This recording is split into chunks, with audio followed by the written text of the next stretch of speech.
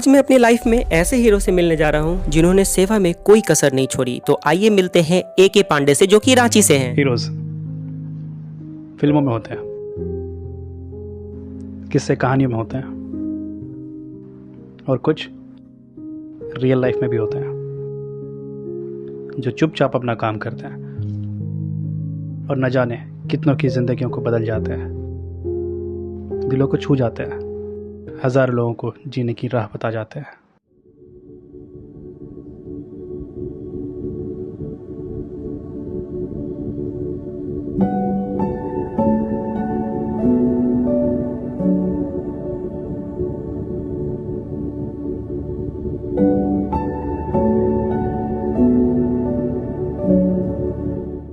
उन्नीस सौ 80 के दशक का भारत, जो आज के भारत से काफी भिन्न था।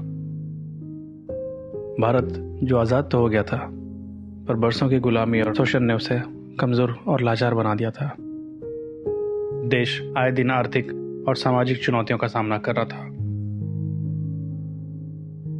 जो भारत ना तो स्वस्थ था और ना ही पोलियो मुक्त।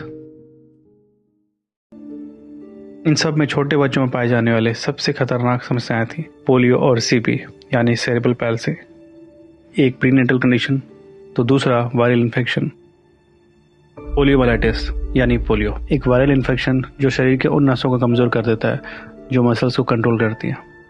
सेरेब्रल पैल्सी या CP एक ऐसी न्यूरोलॉजिकल कंडीशन जो जन्म से ही एक बच्चे में लग जाती है। दिमाग शरीर के मूवमेंट्स एंड बैलेंस को कंट्रोल नहीं कर पाता, जिसके कारण बच्चे चल नहीं पाते, दौड़ नहीं पाते, बैठने और बोलने में भी मुश्किल आती है। दुनिया भर में और भारत में इन बीमारियों ने न जाने कितने मासूम बच्चों से जीने की उम्मीद छीन ली।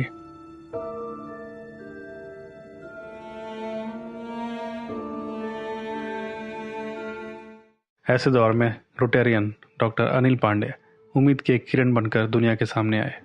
1985 में PMCH धनबाद से MBBS की पढ़ाई खत्म करने के बाद अपने पिता डॉक्टर सुरेश्वर पांडे के कहने पर Guru Nanak home for handicap children में as a medical officer join किया। एक युवा डॉक्टर अपनी आंखों में हजारों सपने लिए जिंदगी में आगे बढ़ रहा था। बड़ी गाड़ी, बड़ा घर, अपना अस्पताल और भी बड़े बड़े सपने। धीरे धीरे वक्त बदला और वक्त के साथ सपने। सेवा करते करते डॉक्टर पांडे के अंदर कुछ बदल गया। अब ना तो बड़े सपने थे और ना ही उनको पूरा करने की जिद थी, तो बस सेवा करने की लगन।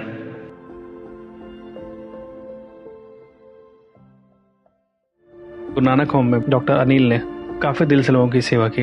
इसी बीच डॉक्टर पांडे का चयन हुआ paediatric orthopaedic society of Japan, Yokohama.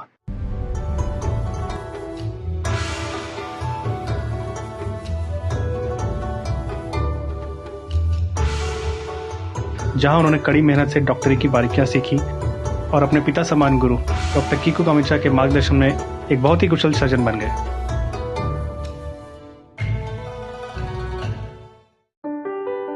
अपनी ट्रेनिंग पूरी कर भारत वापस लौटने के बाद उन्होंने वापस ज्वाइन किया गुरु Nanak home for handicap children Ranchi, जहां उन्होंने पहले से भी ज्यादा केसेस हैंडल किए और न जाने कितने बच्चों को जीने की उम्मीद दिलाई।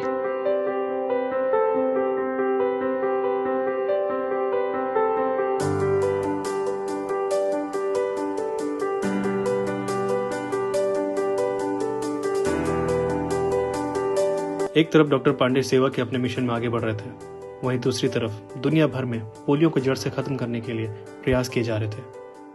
1988 में वर्ल्ड हेल्थ असेंबली ने पोलियो को दुनिया भर से समाप्त करने के लिए एक प्रस्ताव अपनाया, जिसके साथ ग्लोबल पोलियो इरेडिकेशन इनिशिएटिव की शुरुआत हुई। अब पूरी दुनिया में पोलियो वैक्सीनेशन की ड्राइव पूरे जोर शोर से शुरू कर दी गई, जिसमें रोटरी इंटरनेशनल का बहुत ही बड़ा योगदान रहा।